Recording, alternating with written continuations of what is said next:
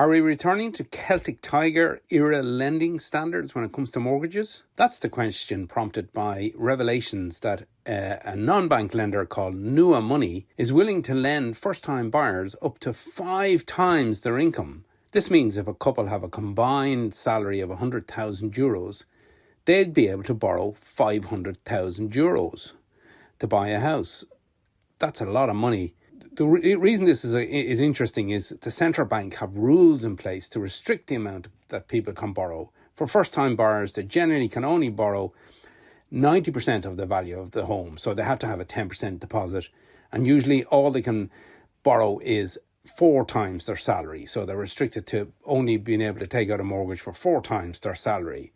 Now, there are some exemptions to these rules. Banks are allowed to have 15% of their mortgage book under an exemption. So they can, in other words, they can just push it a bit further.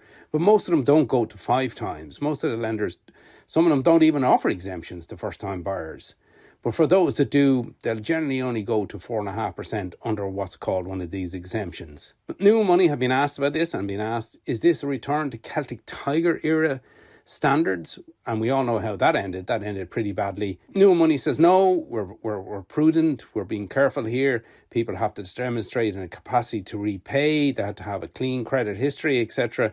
And very small amounts of their lending will be 5 times people's salary. But it seems a lot. And, you know, when house prices are so high that affordability is really stretched and people need an average deposit of 30 to 40,000 euros, allowing people to borrow 5 times their income seems like a lot.